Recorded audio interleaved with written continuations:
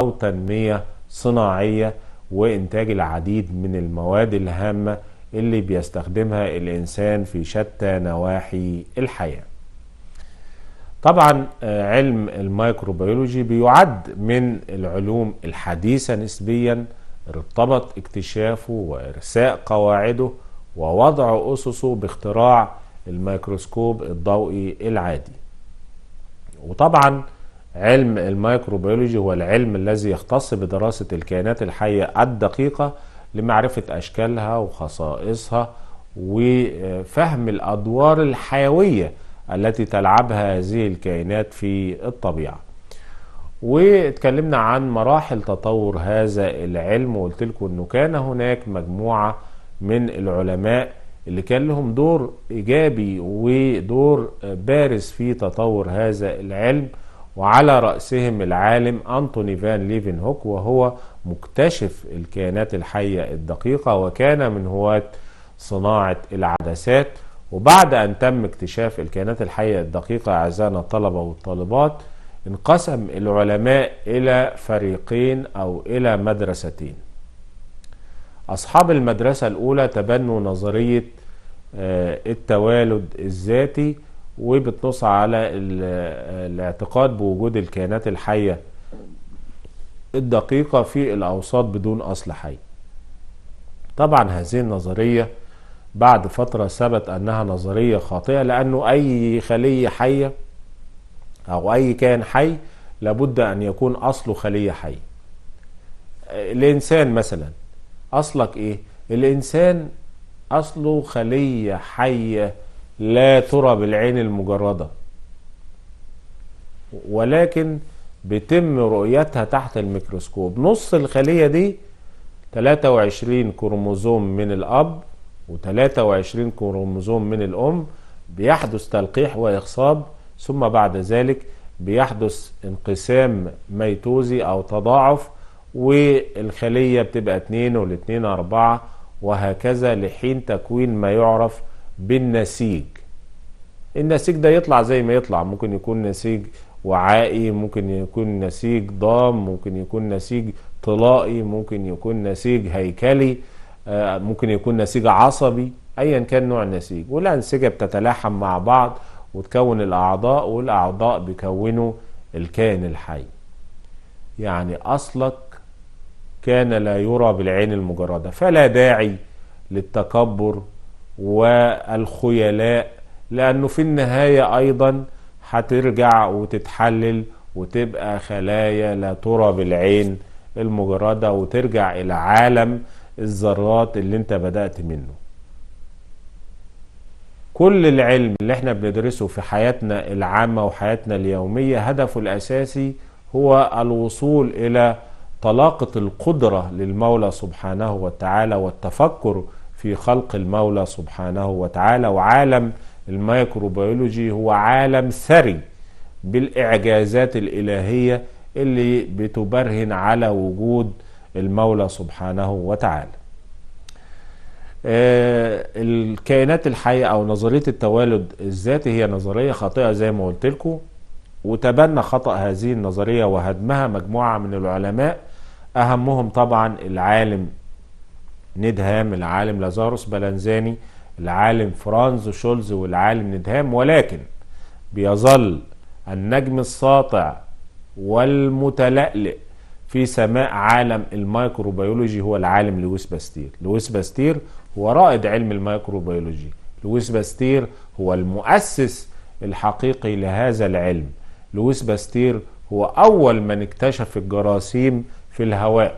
لويس باستير هو من اخترع طريقة لمنع فساد الخمور، وأيضا اخترع طريقة لحفظ السوائل العضوية لا زالت تستخدم إلى يومنا هذا، وهي طريقة البسطرة. ثم جاء من بعده العالم روبرت كوخ، وهو أول من وضع أسس التحضيرات البكتيريولوجية وساهم في اكتشاف ميكروب السل والكوليرا. وعلشان تقدروا أهمية هذا الاكتشاف، خلي بالكم مرض الكوليرا كان يودي بحياة ملايين وآلاف البشر أبان الحرب العالمية الثانية، وكان من يموت بالمرض أكثر بآلاف المرات ممن يموت بالأسلحة الفتاكة المختلفة. بعد كده اتكلمنا عن الأهمية الاقتصادية للكائنات الحية الدقيقة. احنا بنعظم دور الأنواع النافعة من هذه الكائنات والاستفادة منها في شتى المجالات في حياتنا اليومية، وبنقلل وبنسيطر على الأنواع الضارة من هذه الكائنات لتلافي الأضرار التي تسببها للإنسان وممتلكاته. لو اتكلمنا عن المنافع حدث ولا حرج. بتستخدم في تحليل المواد العضوية في التربة، بتعمل على زيادة خصوبة التربة عن طريق تثبيتها لأزوت الهواء الجوي على جذور النباتات البقولية زي بكتيريا الرايزوبيوم أو الأوزوسبيريليوم أو الأزوتوباكتر أو بتستخدم كغذاء للإنسان وعلف للحيوان. بتدخل في العديد من الصناعات الهامة زي صناعة الخبز، المخللات، اللبن، الزبادي. بدون الكائنات الحية الدقيقة خلي بالكم لا تقوم هذه الصناعات. هديكم مثال بسيط في حياتنا اليومية. الخبز ايه اللي بيعمله بالطريقة اللي انتوا بتشوفوها وبيديله طعم ونكهة خاصة؟ هو فطر الخميرة، والفطر ده كائن حي دقيق. الزبادي بكتيريا حامض اللاكتيك. الجبن الروكفور اللي بيعمله وبيسويه وبوصله لسعر خيالي هي ايه؟ هو فطر الروكفور، عشان كده حتى سميت الجبن باسم الجبن الروكفور. اذا الكائنات الحية الدقيقة مهمة جدا في حياتنا، وان كنا لا نراها بالاعين المجردة. ودي برضو نعمة من نعم المولى سبحانه وتعالى ان حجب عن اعيننا رؤية هذه المخلوقات. وهذه الكائنات بالمناسبة هي موجودة على سطح هذا الكوكب قبل وجود الإنسان بآلاف السنين، وهي تؤدي الدور المنوط بها وستؤدي هذا الدور إلى قيام الساعة إن شاء الله، لأنه طبعا هي من المخلوقات اللي مسيرة وليست مخيرة. الكائنات الحية الدقيقة زي ما قلت لكم من فضل المولى سبحانه وتعالى على بني البشر أن حجب عنا رؤية هذه المخلوقات، لأنه لو كنت هتشوف في الأكل بتاعك أو في المية اللي بتشربها أو على السرير اللي هتنام عليه هذه المخلوقات وإزاي بتتحرك وإزاي كان هيبقى في مشاكل نفسية كبيرة جدا جدا للإنسان. ده أنت لما بتبقى في بعوضة في الحجرة بتعمل لك قلق وخوف وفزع، ويمكن تؤرق نومك أثناء طوال الليل. إذن هي نعمة، ولازم نشكر المولى سبحانه وتعالى أن حجب عنا رؤية هذه المخلوقات. أيضا بتدخل في العديد من الصناعات الهامة زي صناعة الكحول الإيثيلي، الأحماض العضوية، المضادات الحيوية أو الأنتيبيوتكس، الإنزيمات، وبعض الفيتامينات. ولو اتكلمنا عن الأضرار أيضا حدث ولا حرج.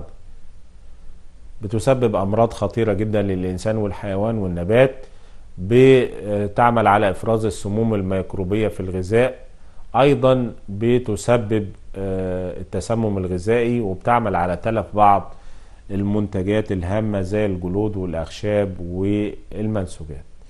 اتكلمنا بعد كده عن نظرة عامة على أهم مجاميع الكائنات الحية الدقيقة في التربة. خدنا البكتيريا، خدنا الفطريات، خدنا الفيروسات، الطحالب، وأيضا البروتوزوا. وبعد كده خدنا التعقيم، وقلنا انه التعقيم هو الإبادة الكاملة لجميع الميكروبات الموجودة على المواد والأدوات.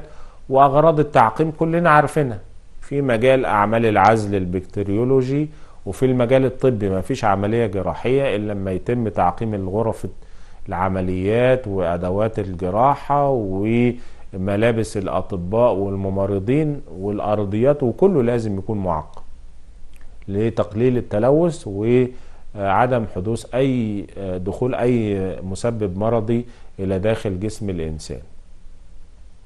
هتقول يا دكتور طب ما احنا في الحياة اليومية جسمنا فيه فتحات طبيعية زي الأنف والفم والفتحات اللي موجودة في جلدنا والودن وغيرها.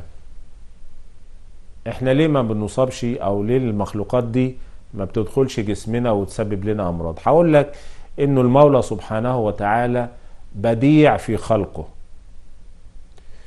الفتحات اللي موجودة في جسمك، الفتحات الطبيعية دي بتكون محمية. ادي لك مثال: العين فيها الغدد الدمعية، الجلد الغدد العرقية اللي موجودة في المسام، الغشاء المخاطي المبطن للأنف والفم.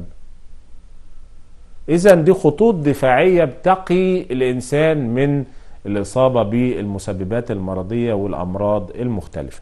ده اسمه خط الدفاع الأول، أو الجيش الأمامي زي ما احنا بنقول. في خطوط أخرى دفاعية زي الغدد الليمفاوية وكرات الدم البيضاء والخلايا البلعمية الكبيرة وغيرها من مكونات الجهاز المناعي في جسم الإنسان. أيضا التعقيم بيستخدم في أغراض حفظ وتعبئة وتداول الغذاء. وطرق التعقيم برضو 3 طرق رئيسية: الطرق الفيزيائية بتشمل الحرارة والإشعاع، الطرق الكيميائية بتعتمد على استخدام المطهرات الكيميائية، الطرق الميكانيكية أو التعقيم الميكانيكي وبيعتمد على استخدام المرشحات البكتيرية. اتكلمنا أيضا عن أجهزة التعقيم وكيفية استخدامها وصيانتها وتشغيلها وتنظيفها بالطريقة الصحيحة. بعد كده اتكلمنا عن الميديا، قلنا أن الميديا هي البيئات الغذائية، المقصود بيها مواد كيميائية عضوية وغير عضوية بتستخدم في تنمية وإكسار الكائنات الحية الدقيقة. وعرفنا الشروط الواجب توفرها في البيئة الغذائية وأغراض تحضير البيئات الغذائية، وأيضا تقسيم البيئات الغذائية على حسب القوام. عندنا بيئات سائلة زي بيئة البيون المغذي ولبن عباد الشمس، في بيئات صلبة زي بيئة الأجار المغذي والجيلاتين المغذي. أيضا في تقسيم على حسب التركيب الكيماوي، في بيئات طبيعية وفي بيئات صناعية، والبيئات الصناعية قد تكون مخلقة أو غير مخلقة. وبعد كده خدنا ميكروبيولوجيا التربة، وقلنا تركيب التربة الزراعية: الجزء المعدني، الجزء العضوي، الماء الأرضي والهواء الأرضي ومجموعة الكائنات الحية الدقيقة. اتكلمنا أيضا عن مراحل تحلل المادة العضوية في التربة وتكوين الهيومس أو الذبال بفعل الإنزيمات المحللة المفرزة من الكائنات الحية الدقيقة. طب لازم تعرفوا هي كائنات حية دقيقة وعايزة تتغذى، وعلشان المادة الغذائية تدخل جسمها لازم تكون في أبسط صورة. علشان كده ممكن تشوف مخلفات نباتية وبعد شوية ما بقتش موجودة. جثث الحيوانات وجثث الإنسان بعد شوية بتتحلل وما بقتش موجودة. مين اللي حللها؟ اوعى تقول لي كلنا الدود والحاجات دي. الدود موجود، ولكن اللي بيحلل جسم الإنسان وجثث الحيوانات هي الكائنات الحية الدقيقة زي البكتيريا والفطريات وغيرها. ودي نعمة برضو لازم نشكر المولى سبحانه وتعالى على وجودها، لأنه تخيل لو كانت أجساد المخلوقات منذ بدء الخليقة سواء كان نباتات أو حيوانات لا تتحلل، إيه اللي كان هيحصل؟ كنا لن نجد طريق نمشي فيه ولا مسكن نسكن فيه، وكانت هتبقى حالة نفسية رهيبة جدا، لأن أنت صعب عليك أن أنت تشوف جدك أو أبوك أو بدون تحلل قدامك في صورته الجسدية التي لا تتحرك. إذن نعمة وجود الكائنات الحية الدقيقة وتحليلها للمخلفات العضوية دي نعمة مهمة جدا. بتتم إزاي بقى؟ بتتم ب3 مراحل. مرحلة اختفاء الأنسجة النباتية والحيوانية بفعل الكائنات الحية الدقيقة، تخليق خلايا جديدة في أجسام الكائنات الحية الدقيقة، وتكوين نواتج التمثيل الغذائي. 3 مراحل أساسية. وبعد كده بيبقى المادة المتحللة في صورة ميسرة سواء لامتصاص النبات أو باقي المخلوقات. وخدنا دورة الكربون، وخدنا أمثلة لبعض المركبات المحتوية على عنصر الكربون ومراحل تحللها بفعل الانزيمات المفرزة من الكائنات الحية الدقيقة زي النشا والسليلوز والبكتين والكيتين. خدنا التخمر الميثاني وإنتاج الغاز الحيوي البايوجاز. قلت لكم إن البايوجاز هو المخلوط الغازي الناتج عن تخمير المخلفات العضوية عند خلطها بالماء بمعزل عن الهواء، فبينتج غاز CH4 أو غاز الميثان، وهو غاز قابل للاشتعال بنسبة 50 إلى 70% من مكونات المخلوط، وثاني أكسيد الكربون بنسبة 20 ل 25%، وغازات أخرى بنسبة 5%. إذن غاز البيوجاز ده غاز صديق للبيئة وغير ملوث، وبيخلصنا من المخلفات العضوية اللي بتشكل عبء على التخلص منها في بعض المدن وأجهزة المدن. طبعا التخلص من القمامة يعني بنسمعه كل يوم، ومكلف للبيئة ومكلف للدولة. إذن عملية الريسايكلينج أو عملية إعادة تدوير المخلفات كل دول العالم المتقدمة دلوقتي بقت شغالة عليها، وبدأت تستخدمها كمصادر للطاقة المتجددة الصديقة للبيئة، لأن هي بتحافظ على النظام البيئي في صورة مستدامة. طبعا ما هوش خافي على أحد إنه هناك مشاكل بيئية وتغيرات مناخية خطيرة جدا نتيجة الاستمرار في الاعتماد على استخدام الوقود الأحفوري، وقمم المناخ اللي بيتم عقدها في سنوات متتالية هدفها الأساسي هو التقليل من انبعاثات الغازات الدفيئة أو غازات الصوبة الزجاجية، اللي هو طبعا أشهرها ثاني أكسيد الكربون. ثاني أكسيد الكربون بالمناسبة ده غاز مهم جدا، ولكن نقصه خطر وزيادته خطر. عارفين نسبته في الغلاف الجوي قد ايه؟ نسبته في الغلاف الجوي تتراوح من 3% ل 4%، يعني حتى مش محصل 1/10. اي نقص في النسبة دي او اي زيادة في النسبة دي كارثة. هتقول ازاي؟ هقول لك لو نقص، ده غاز مهم جدا ويعتبر المكون الاساسي لقيام النبات بعملية البناء الضوئي وتكوين أول منتج غذائي على سطح كوكب الأرض. وإن غاب أو تم نقصه في الغلاف الجوي هيهدد بتكوين مجاعات أو حدوث مجاعات في بعض دول العالم. ليه؟ لأنه النبات هو أصل الحياة، هو اللي بيكون لك أول منتج غذائي على سطح كوكب الأرض، وبناء عليه بتتغذى باقي المخلوقات من المكونات الغذائية النباتية. ده بالنسبة لجزء النقص. طب جزء الزيادة هيؤدي لحدوث ظاهرة الاحتباس الحراري أو الجلوبال وورمنج زي ما احنا بنقول. يعني ايه الكلام الكبير ده يا دكتور؟ هقول لك الاحتباس الحراري ده بيرفع درجة الحرارة، ده بيعمل صوبة زجاجية بتحبس حرارة الكوكب، وبالتالي هترتفع درجة الحرارة، واحنا ملاحظين ده طبعا في الوقت الحالي باستمرار.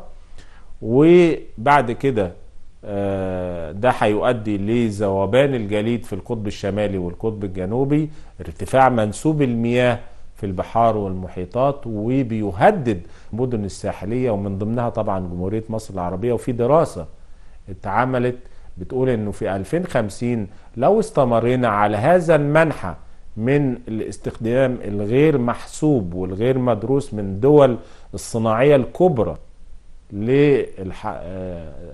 لحرق الوقود بهذه الصورة، هتحدث الكارثة في 2050. البايوجاز سلاح ذو حدين زي ما قلت لكم، بيخلصك من المخلفات وفي نفس الوقت بتنتج طاقة، يعني لا هتدفع فواتير كهرباء ولا هتدفع فواتير غاز، وبالتالي الدخل القومي والدخل الفردي هيزيد بشكل او باخر. عرفنا اهم المخلفات المستخدمة في عملية توليد البايوجاز، عرفنا العوامل اللي بيتوقف عليها حجم ونوع الوحدة، عرفنا ايضا مراحل تكوين البايوجاز، وايضا مكونات الوحدة بسيطة جدا واحنا عبر شاشة التلفزيون المصري بنطلق دعوة لكي تكون هناك وحدة لإنتاج البيوجاز في كل منزل مصري، زي ما موجود في أوروبا وحدة أو اللي هو هوم بيوجاز، يعني وحدة بيوجاز في كل منزل. احنا عندنا في بعض المحافظات زي محافظة القليوبية بدأ تنتشر مرة تانية إنتاج البيوجاز عن طريق مخلفات حيوانية أو قش الأرز، اللي بيشكل مشكلة كبيرة جدا عن طريق الحرق لقش الأرز، ودي مشكلة بيئية كبيرة جدا. لا، هاتوا واستخدموا في صناعة الورق، استخدموا في صناعة إنتاج البيوجاز. ورد النيل اللي عامل لنا مشكلة برضو ممكن نستخدمه في صناعة وإنتاج البيوجاز. كل دي حلول مقترحة وحلول بيئية، واحنا يعني بنعمل توعية عبر شاشة التلفزيون المصري اللي هو تلفزيون مصر، اللي هو أساس التوعية والإرشاد لكل مواطني جمهورية مصر العربية. اتكلمنا ايضا عن سماد البيوجاز واهمية سماد البيوجاز، اتكلمنا عن دورة النيتروجين ودورة الفوسفور والادوار الحيوية اللي بتلعبها الكائنات الحية الدقيقة لعنصري النيتروجين والفوسفور في الطبيعة. اتكلمنا عن ميكروبيولوجيا المياه، واتكلمنا عن مصادر تلوث مياه النيل وتلوث مياه الشرب. اتكلمنا ايضا عن مراحل تنقية مياه الشرب في محطات التنقية المنتشرة في ربوع قرى ومدن جمهورية مصر العربية، اللي هي وقاية مصدر المياه من التلوث بمياه المجاري، مرحلة الترسيب والترشيح والتطهير بإضافة الكلور، ومرحلة الفلورة أو إضافة الفلور. خدنا أيضا كيفية الحكم على صلاحية كوب المياه للاستهلاك الآدمي عن طريق إجراء بعض الاختبارات الميكروبيولوجية. اتكلمنا عن ميكروبيولوجيا مياه المخلفات، عرفنا مصادر مياه المخلفات ومراحل المعالجة الثلاثية للحفاظ على كل قطرة ماء تستخدم في إحداث التنمية الزراعية وزراعة الأراضي الصحراوية في جمهورية مصر العربية. وطبعا محطات المعالجة الثلاثية بدأ التوسع في إنشائها، وعندنا أكبر محطة للمعالجة الثلاثية في منطقة الجبل الأصفر في مدينة الخنكة في محافظة القليوبية. طبعا خطوات المعالجة 3 معروفين: المعالجة الابتدائية، المعالجة البيولوجية، والمعالجة النهائية، أو في ناس بيقولوا عليها المعالجة الكيميائية. وبعد كده خدنا ميكروبيولوجيا الغذاء، وعرفنا مصادر تلوث الأغذية، طرق الحفظ، مظاهر الفساد البيولوجي في الغذاء، أنواع التسممات الغذائية، وكيف يمكن الوقاية أطفالنا الأعزاء من التسمم الغذائي في المدارس أو حتى في الجامعات. وآخر حاجة خدناها تخمرات أو مبادئ التخمرات الميكروبية، وكيف يمكن الاستفادة من الكائنات الحية الدقيقة كأيدي عاملة مجانية الأجر في شتى المجالات الزراعية والصناعية المختلفة. تعالوا بينا أعزائنا المشاهدين وأعزائنا الطلبة والطالبات نستعرض سويا حلقة مهمة جدا من حلقات الميكروبيولوجي. طبعا تعريف علم الميكروبيولوجي هو العلم الذي يهتم بدراسة الكائنات الحية الدقيقة لفهم طبيعتها والأدوار التي تقوم بها هذه الكائنات ومعرفة صفاتها ووظائفها. طبعا بدأ الاهتمام زي ما قلت لكم في بداية الحلقة بعلم الميكروبيولوجي بعد اكتشاف الميكروسكوب الضوئي العادي اللي انتم شايفينه، ده موجود في المدارس بالمناسبة، بيتكون من أجزاء حركية وأجزاء بصرية. والأجزاء الحركية القاعدة والذراع والأنبوبة والمسرح.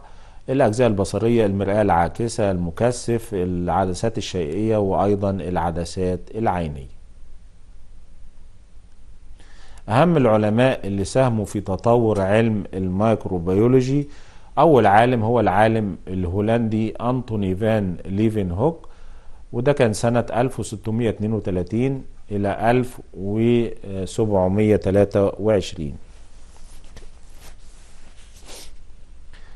العالم كان من هواة صناعة العدسات، وهو أول من اكتشف ووصف ورسم الكائنات الحية الدقيقة. بعد اكتشاف الكائنات الحية الدقيقة زي ما قلت لكم انقسم العلماء إلى مدرستين. أصحاب المدرسة الأولى تبنوا نظرية التوالد الذاتي، وهي الاعتقاد أن الكائنات الحية الدقيقة حيوانات صغيرة الحجم بتتكون ذاتيا بدون أصل حي، وأطلق على ذلك نظرية التوالد الذاتي. أصحاب المدرسة الثانية كانوا بيعتقدوا أن الكائنات الحية الدقيقة لابد أن يكون لها أصل حي، وده الاعتقاد الصح، حتى يمكنها النمو وأيضا التكاثر. من أهم العلماء أيضا العالم الإيطالي لازاروس بلانزالي، أول من وضع أدلة أكيدة ضد نظرية التوالد الذاتي، حيث أثبت أن غليان السوائل في دوارق محكمة القفل بيمنع نمو الكائنات الحية الدقيقة بها وبيمنع فسادها. العالم ندهام ده علق على أبحاث العالم لازاروس بلانزاني. العالم فرانز شولز والعالم شوان كان لهم دور في هدم نظرية التوالد الذاتي. أما بالنسبة لأبو علم الميكروبيولوجي هو العالم لويس باستير، ده كان سنة 1822 إلى 1895. هو المؤسس الحقيقي لعلم الميكروبيولوجي، هو أول من هدم نظرية التوالد الذاتي. هو من اكتشف الجراثيم في الهواء، وتمكن من منع فساد الخمور وعزل الخميرة. أيضا أول من اخترع البسطرة كطريقة من طرق حفظ السوائل. أيضا العالم روبرت كوخ، ده جه بعد العالم لويس باستير، ده كان سنة 1843 إلى 1910. أول من وضع أسس التحضيرات البكتيريولوجية وصبغ الخلايا البكتيرية لتسهيل دراستها، واكتشف أيضا ميكروب السل والكوليرا. هنتكلم عن الأهمية الاقتصادية للكائنات الحية الدقيقة. لو اتكلمنا عن الفوائد، بتلعب الكائنات الحية الدقيقة دورا هاما في تحلل المواد العضوية في التربة. بتقوم بعض أنواع البكتيريا بتثبيت أزوت الهواء الجوي في الأراضي الزراعية، زي الأزوتوباكتر والرايزوبيوم، وبكتيريا العقد الجذرية التي تثبت النيتروجين في العقد الجذرية على جذور النباتات البقولية. أيضا بتستخدم الكائنات الحية الدقيقة في إحداث تغيرات مرغوبة في الأغذية، زي إنتاج الخبز وتسوية بعض أنواع الجبن الفاخر زي الجبن الريكفور، وإنتاج الزبادي بواسطة بكتيريا حامض اللاكتيك، وإنتاج المخللات بواسطة بكتيريا حامض الخليك. أيضا من حيث الفوائد، إنتاج العديد من المواد الكيماوية ذات الأهمية الاقتصادية، سواء كانت الصناعية أو الطبية أو الزراعية، من خلال التخمرات الميكروبية، زي إنتاج الكحول الإيثيلي، إنتاج الخل، إنتاج حامض إنتاج الفيتامينات، الإنزيمات، المضادات الحيوية، والأحماض العضوية زي حامض البيوتريك، حامض الستريك، وأيضا حامض اللاكتيك. لو اتكلمنا أيضا عن الفوائد، بتساهم في حل مشكلة الغذاء، وخصوصا مشكلة نقص البروتين، حيث يمكنها أن تضاعف حجمها خلال ساعة أو أقل من ساعة. بالنسبة للأضرار، بتسبب بعض أنواع الكائنات الحية الدقيقة أمراضا خطيرة، سواء للإنسان أو للحيوان أو حتى للنبات. بتسبب فساد الأغذية والمشروبات المصنعة والطازجة. بيؤدي نمو الميكروبات في الأغذية إلى تكون السموم وظهور أعراض التسمم الغذائي على من يتناول هذه الأغذية. أيضا بتعمل على تلف الأخشاب والمنسوجات والجلود. طبعا بتنقسم الكائنات الحية الدقيقة إلى مجموعة من الكائنات، هندرس منهم طبعا البكتيريا والفطريات والفيروسات والطحالب والحيوانات الأولية أو البروتوزوا. هناخد أول حاجة البكتيريا. كائنات حية دقيقة وحيدة الخلية، صغيرة الحجم، لا ترى بالعين المجردة، ولذلك بتتم دراستها عن طريق استخدام الميكروسكوب الضوئي العادي. بتمتاز بسرعة تكاثرها بالانقسام الثنائي البسيط وقدرتها العالية على تحليل المخلفات والمواد العضوية. أشكال البكتيريا اللي عندنا 3 أشكال رئيسية. الشكل الكروي قد يكون مفرد أو في تجمعات غير منتظمة زي جنس الميكروكوكس، أو في أزواج أو في سلاسل أو في عناقيد بتشبه عنقود العنب زي جنس اسمه ستافيلوكوكس. الشكل العصوي ومنه العصوي القصير والعصوي الطويل زي جنس الباسيلس.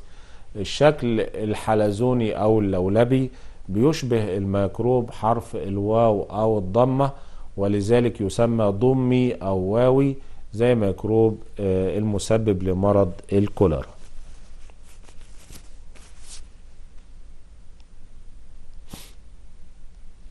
طبعا ده صورة بتبين أشكال وتجمعات الخلايا البكتيرية. عندك كروي فردي أو في أزواج أو في سلاسل أو في مجموعات، عصوي فردي أو في أزواج أو في سلاسل أو عصوي له أهداب، لولبي برضو فردي أو في مجموعات أو لولبية أو حلزونية. أنواع الحركة في البكتيريا. أيضا الحركة في البكتيريا بتتم ب3 طرق للحركة. الحركة بالأصوات، وبتبقى عبارة عن خيوط طويلة رقيقة ورفيعة جدا طولها أطول عدة مرات من الخلية البكتيرية. بتتركب الأصوات من مواد بروتينية، وبتنشأ من داخل الخلية من جسم حبيبي دقيق يقع ما بين الجدار الخلوي والغشاء. الأصوات طبعا في منها عدة أنواع. في خلايا بكتيرية عديمة الفلاجيلات أو عديمة الأصوات، في منها نوع بيبقى ذات صوت واحد في طرف الخلية، في نوع آخر بيبقى خصلة في طرف واحد من الخلية، في نوع آخر بيبقى خصلة على طرفي الخلية، وفي نوع أخير بيبقى موزع بانتظام على محيط الخلية. النوع التاني بقى من الحركة اللي هي الحركة الانزلاقية، وبتحدث في البكتيريا التي لا تحمل أعضاء للحركة، وبتتم على الأسطح الصلبة فقط. أما النوع الثالث والأخير وهو الحركة البريمية، وبتحدث في البكتيريا الحلزونية التي لا تحتوي على أصوات. هتكلم بعد كده عن تركيب الخلية البكتيرية من الخارج إلى الداخل. خلي بالكم من الخارج إلى الداخل. أول حاجة بتقابلنا الطبقة الخارجية، أو في ناس بتقول عليها العلبة أو الكبسولة، بتحيط بالخلية البكتيرية من الخارج، وهي طبقة لزجة بتكونها البكتيريا عند تعرضها لظروف بيئية غير ملائمة. وظيفتها في الغالب هي الحماية والتصاق الخلايا البكتيرية ببعضها. بعد كده الجدار الخلوي أو السيل وول بيتكون من مواد كربوهيدراتية معقدة التركيب بيطلق عليها مادة الميورين، بتعطي الخلية البكتيرية الصلابة وأيضا في نفس الوقت المرونة. وظيفة الجدار الخلوي بيعطي الخلية شكلها وبيحميها من المؤثرات الخارجية، وأيضا بيحميها من ظاهرة الانفجار. بعد كده الغشاء البلازمي بيتكون من الليبيدات والبروتينات، وبالمناسبة هو غشاء شبه منفذ. وظيفته هو المسؤول عن النفاذية الاختيارية في الخلية البكتيرية، وله دور هام جدا في عملية التنفس. السيتوبلازم هو سائل بروتيني غروي بيحتوي على 70 إلى 90% من وزنه ماء، وبيحتوي على المادة النووية والحبيبات المخزنة والإنزيمات الهامة ومراكز بناء البروتين. المادة النووية، ولاحظوا ان انا قلت مادة نووية وما قلتش النواة. بتتميز الخلية البكتيرية بأنها بدائية النواة، أو في ناس بيقولوا عليها غير حقيقية النواة، في بعض المراجع بيقولوا عليها بروكاريوتكس بكتيريا، نظرا لعدم احتوائها على غشاء نووي، وهي تتكون من كروموزوم واحد بيتركب من الحامض النووي الحلقي DNA، وهي تقوم بنفس وظائف النواة الأساسية اللي هي الانقسام والتكاثر. المواد المخزنة وهي توجد في صورة حبيبات نشا أو جلايكوجين، أو حبيبات شبيهة بالدهون، أو مواد فوسفورية مخزنة. الجراثيم الداخلية إحدى طرق حفظ النوع وليس التكاثر، حيث تكونها البكتيريا في حال تعرضها لظروف بيئية غير ملائمة. والجرثومة كلنا عارفين تعريفها، عبارة عن جسم كثيف له جدار سميك نسبة الرطوبة فيه لا تزيد عن 15%. شكل الجرثومة بيكون بيضاوي أو كروي أو اسطواني. أهم أجناس البكتيريا اللي احنا هندرسها السنة دي مايكروكوكس، باسيلس، كوليستريديوم، وسيدوموناس. آخر حاجة معانا في حلقة النهاردة اللي هو تقسيم البكتيريا التربة على حسب مصادر الكربون والطاقة. في نوعين من البكتيريا. في بكتيريا عضوية التغذية بتحصل على احتياجاتها من الكربون والطاقة من مصادر عضوية، وبتمثل هذه المجموعة أغلب البكتيريا التي تعيش في التربة، وتقوم بالعديد من التفاعلات الهامة في تحليل المواد العضوية وتحولها إلى صورة بسيطة ميسرة لامتصاص النبات، كما أنها تحتوي على أهم الأنواع المثبتة للنيتروجين الجوي. البكتيريا معدنية التغذية بكتيريا بتحصل على احتياجاتها من الكربون اللازم لها من ثاني أكسيد الكربون، ولا تحتاج إلى مواد عضوية لنموها، وأهمها طبعا بكتيريا التأزت وبكتيريا أكسدة الكبريت. لو انتوا حابين تعرفوا معانا ايه المقصود بالفطريات، وهل الفطريات نوع واحد ولا أنواع متعددة، وهل الفطريات كلها كائنات حية دقيقة ضارة أم نافعة، وإزاي ممكن إن أنا يكون الفطر هو غذائي اليومي، وإزاي أعمل مشروع زراعي وإنتاجي في نفس الوقت عن طريق تبني مشروع استثماري زي مشروع إنتاج فطر المشروم أو عيش الغراب، وأحقق دخل إضافي لأسرتي. كل ده إن شاء الله هنعرفه في الحلقة القادمة بإذن الله. احنا أخدنا في حلقة النهاردة تعريف علم الميكروبيولوجي، مراحل تطور هذا العلم، درسنا أهمية الكائنات الحية الدقيقة سواء كان المنافع والأضرار، واتكلمنا عن البكتيريا بشكل عام. إلى هنا أعزائنا المشاهدين وأعزائي الطلبة والطالبات نكون وصلنا لنهاية حلقة اليوم. كان معكم من التلفزيون المصري دكتور وائل شلال، على أمل أن ألتقي بكم في حلقات مقبلة بإذن الله. نشكركم ونحييكم، والسلام عليكم ورحمة الله وبركاته.